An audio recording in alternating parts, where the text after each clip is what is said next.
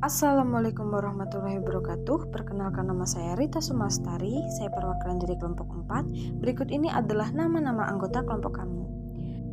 Di sini kami akan membahas tentang struktur bumi.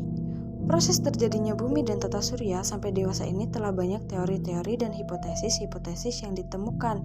Ilmu yang mempelajari dan menyusun hipotesis-hipotesis tentang terjadinya tata surya dan bumi disebut kosmogoni. Hipotesis yang sampai kini masih diterima tentang terjadinya hipotesis kabut, hipotesis platesimal, hipotesis pasang surut, hipotesis peledak bintang. Bentuk dan komponen bumi. Bumi berbentuk bulat, aslinya tidak benar-benar bulat seperti bola loh, tapi bagian kutub bumi agak mampat sedangkan bagian tengah bumi agak mengembang. Lalu apa aja sih komponen yang menyusun bumi? Komponen bumi terdiri atas atmosfer, litosfer, dan hidrosfer. Komponen pertama adalah atmosfer. Atmosfer adalah lapisan uap atau udara atau selubung udara yang menyelimuti sebuah planet di bumi. Komposisi terbesar atmosfer adalah meliputi gas nitrogen sebesar 78% dan oksigen 21%. Atmosfer dibagi menjadi 5 lapisan seperti pada gambar di bawah ini. Komponen kedua adalah litosfer. Secara sederhana, litosfer berarti lapisan batuan yang ada di bumi. Litosfer dibagi menjadi kerak bumi, mantel, dan inti bumi. Komponen ketiga adalah kerak bumi. Kerak bumi adalah lapisan paling luar, tempat di mana kita tinggal. Kerak bumi adalah lapisan bumi paling luar, paling dingin, dan keras dari bagian-bagian bumi lainnya. Kerak bumi memiliki ketebalan berkisar 5,70 km. Kerak bumi termasuk bagian paling tipis, bahkan hanya 1% dari keseluruhan volume bumi. Kerak bumi terbagi menjadi dua, yakni kerak samudra dan kerak benua. Perbedaan kerak benua dan kerak samudra.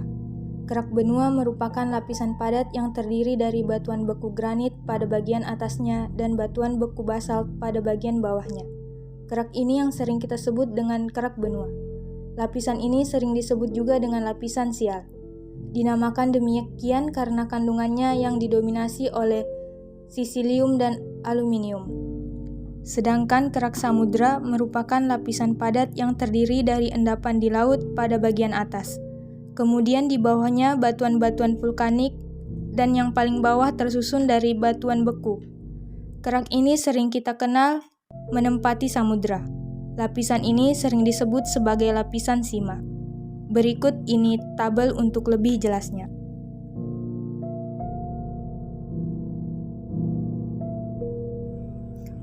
Mantel bumi. Di bawah kerak bumi adalah mantel bumi, yang merupakan lapisan yang paling tebal. Lapisan bumi yang dominan lebih dari 80% total volume bumi dan lebih dari 50% total massa bumi. Mulai dari kerak bumi hingga kedalaman 2.900 km. Terdiri dari magma yang mengandung silikat, dibedakan menjadi dua. Bagian atas yang lebih liat namun bisa mengalir disebut astenosfer, dan bagian bawah yang jauh lebih diam yang disebut mesosfer. Magma yang ada mengalami arus konveksi akibat dipanaskan oleh inti bumi. Arus konveksi inilah yang menggerakkan kerak di atasnya.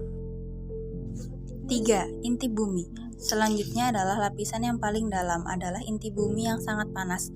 Inti luar bentuknya cair, sedangkan inti dalam bentuknya padat. Bagian inti dalam inilah yang menyebabkan rotasi bumi dan sifat magnet bumi. Berikut ini penjelasan tentang penyebab pergerakan lempeng.